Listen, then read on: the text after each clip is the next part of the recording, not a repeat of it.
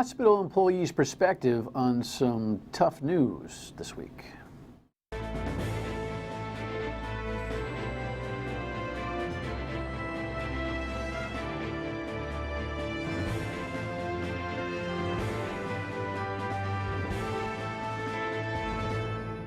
The Dan York State of Mind program is brought to you in part by Lookout Rhode Island and Takeo Comfort Solutions.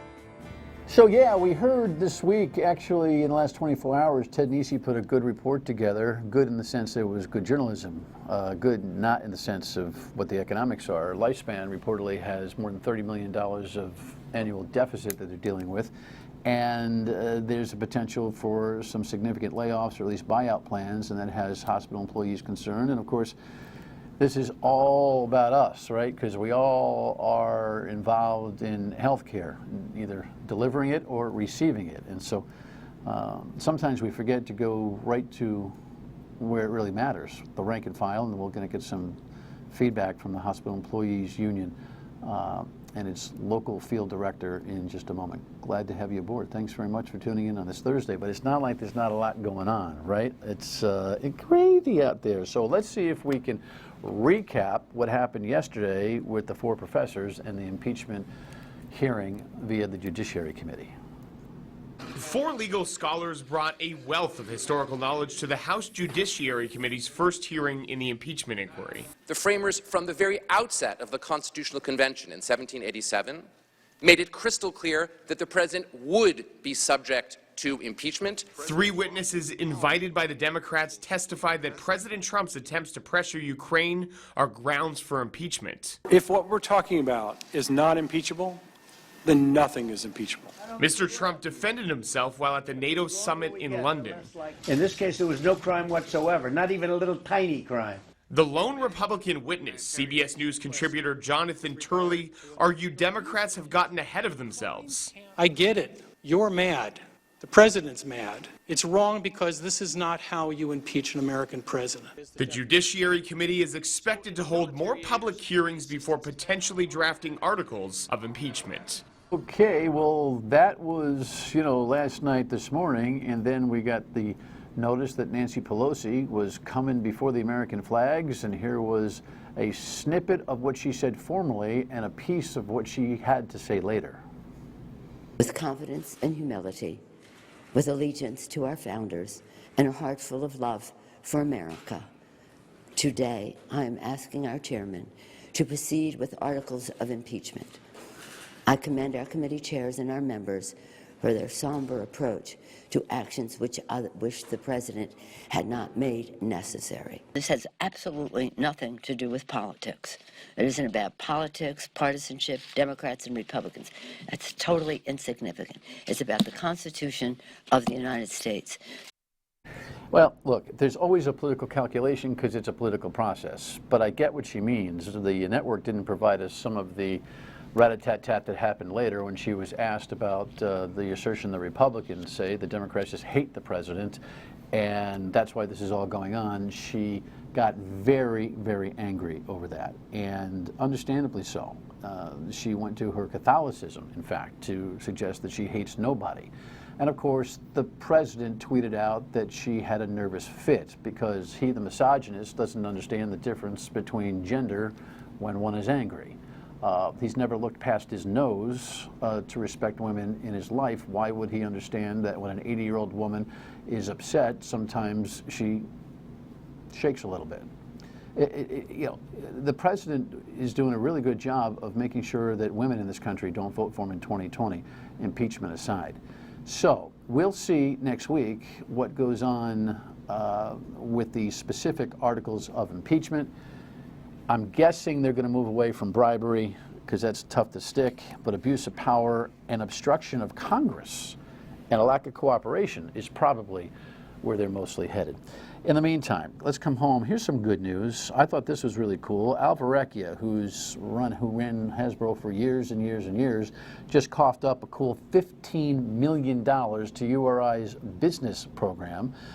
For all sorts of incentives for needy students, tuition help, internship programs, a new chair, and all sorts of technological advancement to be able to navigate business in a future that is moving so fast on the technology side.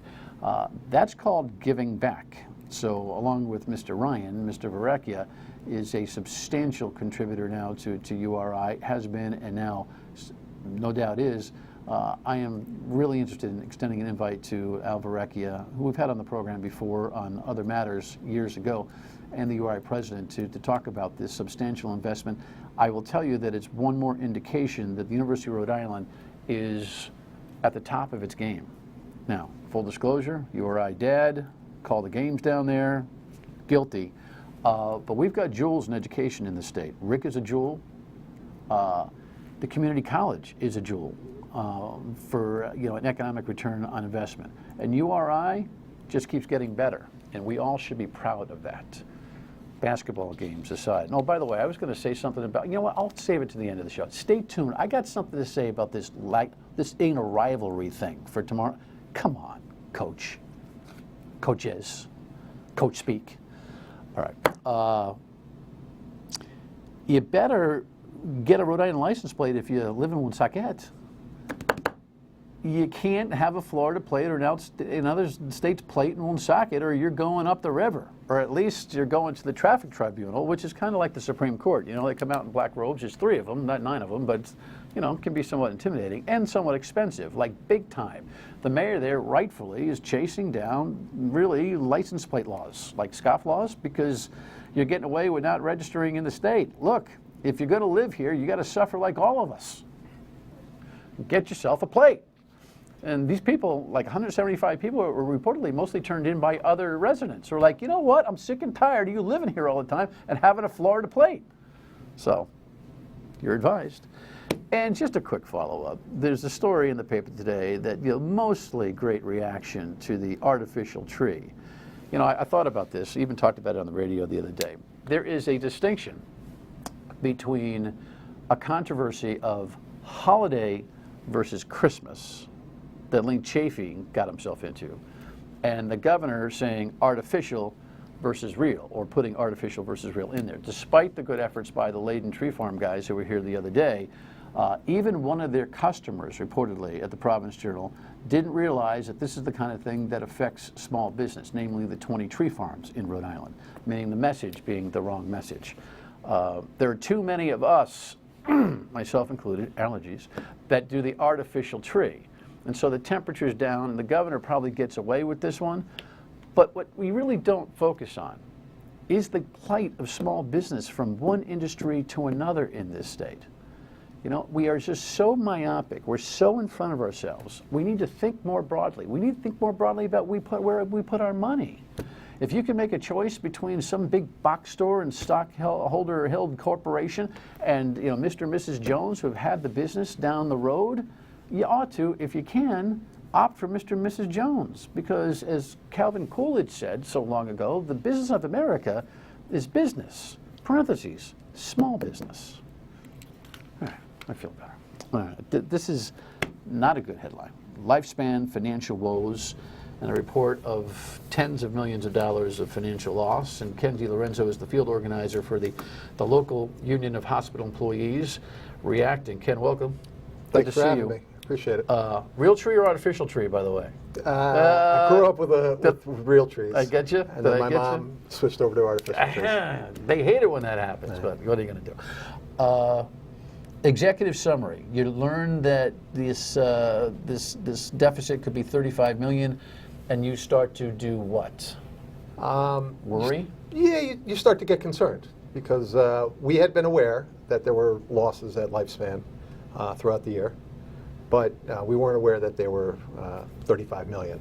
So we got employees got an email a little bit before the announcement came out. And so there's some concern, but at that point, layoffs weren't on the table. So it wasn't until later there was I believe with Ted Nesi, that there was an interview with Dr. Babineau, and he put layoffs on the table, and now it becomes genuine concern. All right, we'll talk about the concern. I mean, the concern's obvious. Layoffs, concern, duh. But the nuances and the perspective of the employees when we come back. Stay with us.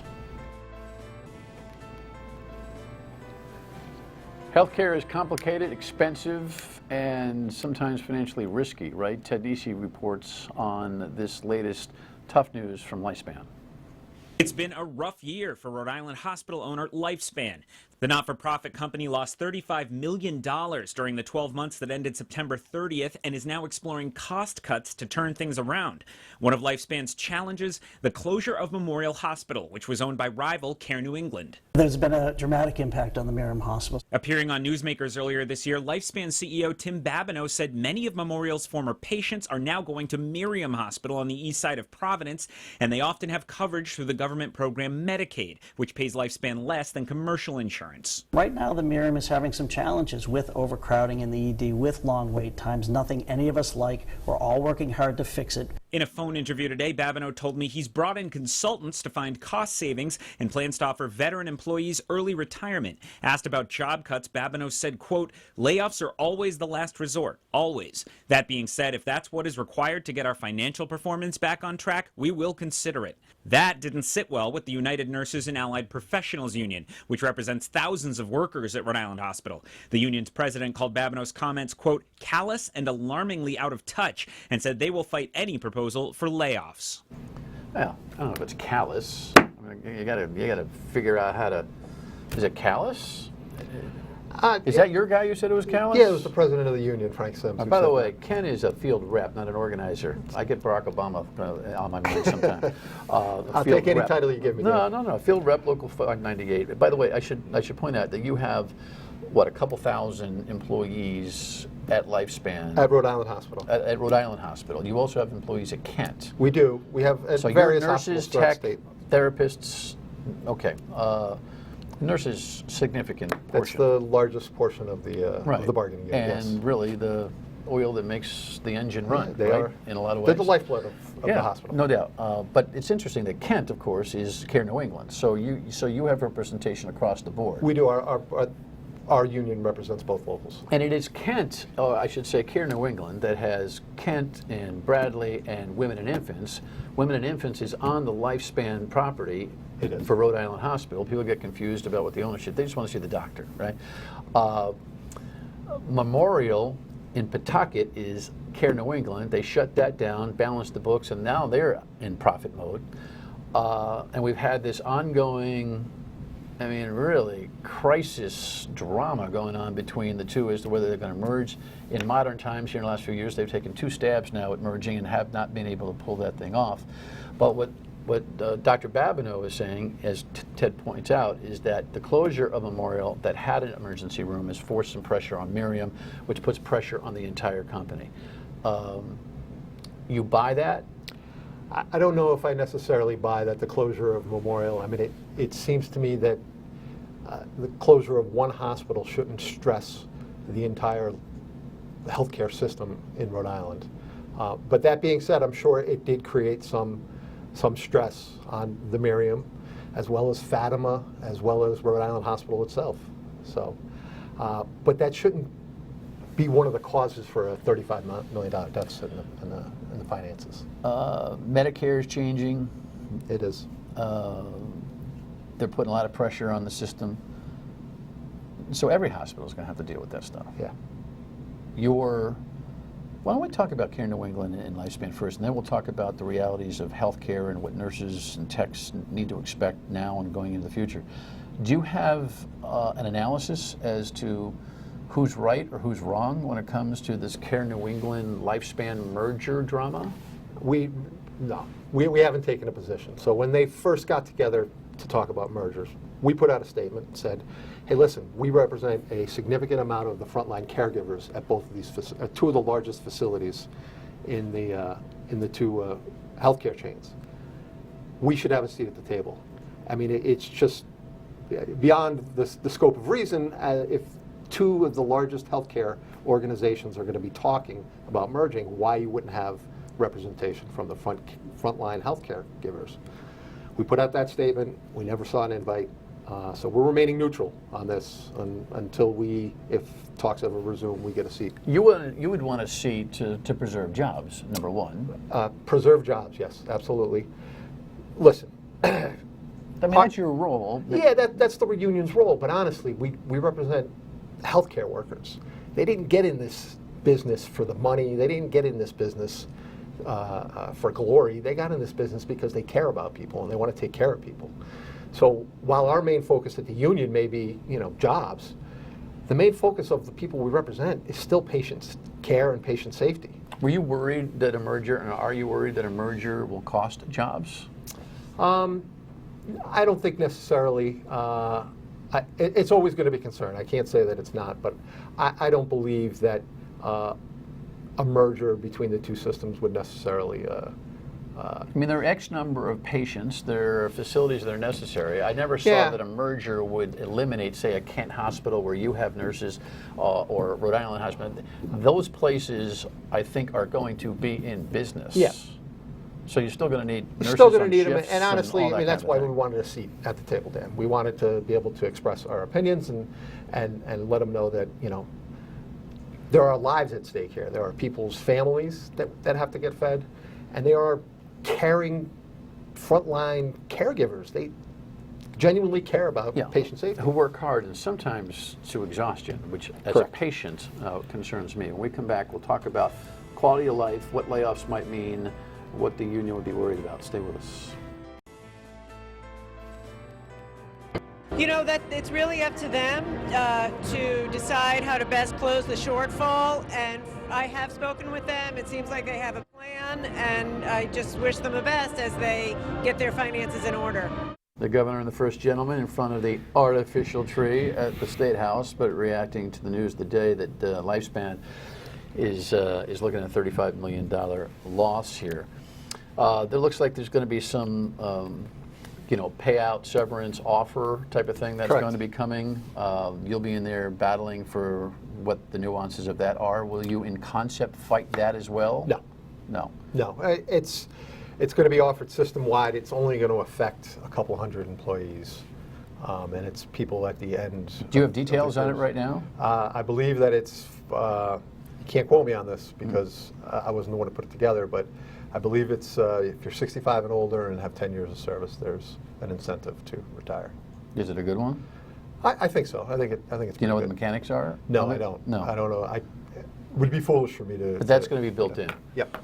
Layoffs, though, put pressure on the system. They do. Everybody knows that. Yep. And so it seems to me, I always, with any business, I wonder how layoffs can be affected in such a wide range, because if the employees that were there didn't need to be there, why did you have them there in the first place? I always wonder about that, Yep. and I think most people, when they hear about GM or something like that, they figure they'll figure out a new way to automake a new car, right? But when it comes to health care, people go, wait a second, what's that going to mean for me? God forbid I end up in there, and eventually most of us do. So what are you concerned about?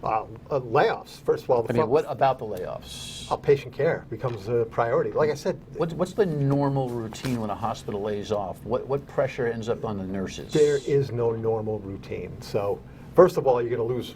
It's going to be all younger employees. So currently, we have no layoff protection for anyone with 5 or more years of service. So that's why when they say that there might be layoffs, we get very concerned because we have the younger population. I want to make sure that people understood what you said. You have no layoff protection, which is not that you don't have layoff protection. You have protection for people 5 years and longer. Correct. They can't be laid off. They cannot be laid off. So the young kids coming out of nursing school are hanging fruit here. Whom we have trouble at Rhode Island Hospital in keeping. Because? Because you can come prior to the 2018 when we went on strike for the working conditions and the wages. The pay scale at the beginning hadn't changed in 10 years. So a new nurse would come in, get experience, and then move up to Boston, move to Kent, move to Westerly, move to Fatima, because their pay scales had increased over the years. So the bigger company, the big monster in Rhode Island, isn't compensating like Care New England is. We because of the Is that true? I don't know negotiations. that. Is that true? They weren't. They are now competitive. Okay. All right. All right. You fixed that in the last job action. We did. Well, the last time you were picketing. Did you strike? We went on strike. That's right. You struck. That's 3 right. days. Yep. Right. It was a short one.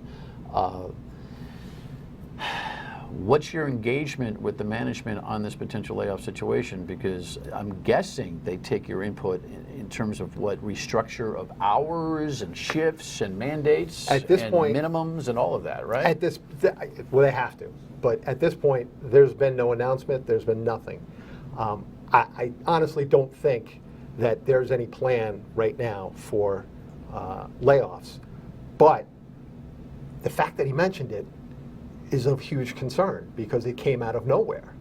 And he certainly didn't give us any prior notice that this was going to be on the table. Well, you always got to remember the chicken and the egg in these things. You know, Ted Nesi is a standout journalist. He naturally asked about layoffs. Duh, 35 million, you're laying people off. And Babineau responded to the question. Doesn't mean it's any less significant, but I'm not sure that he was making a broad layoff announcement. He was doing kind of a shoulder shrug, like it's kind of like no kidding Sherlock type of thing. But once he does say that publicly, you have to come with questions. We have to. So what are you doing? You're knocking on his door looking for some time? I've put out phone calls and emails to my counterparts over at Lifespan. We are meeting internally to discuss the mechanics of it. But the reality is we don't see that there is a possibility that there can be layoffs. We're short-staffed as it is. How short-staffed? It just depends on the department and the day, but the emergency department frequently has, lines of ambulances coming out the door. There's short staffing even with support staff. Is the current level of service adequate for excellent health care? Yes. But you're painting a picture that it's hanging by a thread? It's stressful. It can be stressful at times. Make no mistake that staffing isn't always where it needs to be, but the staff that are there, they are dedicated, and they work their tails off. Layoffs would it's so out of touch for Dr. Babineau to talk about laying off frontline caregivers. It makes no sense. They're at the minimum. So I only got less than a minute here. So if I'm Babineau, Dr. Babineau, and I say to you, all right, pal, if you're so smart, where do I find the money? Your answer would be? My answer would be we're already working with them right now. So they have consultants in, and they're talking about restructuring and redoing schedules to increase efficiencies. Talking about merging some of the departments. No layoffs. So given all that work being built in, you're saying this even his response to a layoff question you think is alarming, irresponsible? I think it's irresponsible. I think it's totally irresponsible because it just set up, everyone's ears got pricked up and the hairs on the back of their necks. Your message to your employee rank and file is what? 10 seconds. That the union is going to fight tooth and nail to avoid any layoffs. We strongly oppose layoffs at Lifespan. All right. Keep in touch with us. Thank you. Thank you very much. All right, final word and we come back. Stay with us. Yeah, so it makes it all more complicated that the big gun here, Lifespan, is bleeding like it is. I'll tell you one thing, they spent a lot of money in advertising trying to convince the world that Care New England should merge with them, only to have that thing go south. The complications of that real health crisis and business drama in this state are too numerous to detail here, but we'll keep on it. Good night.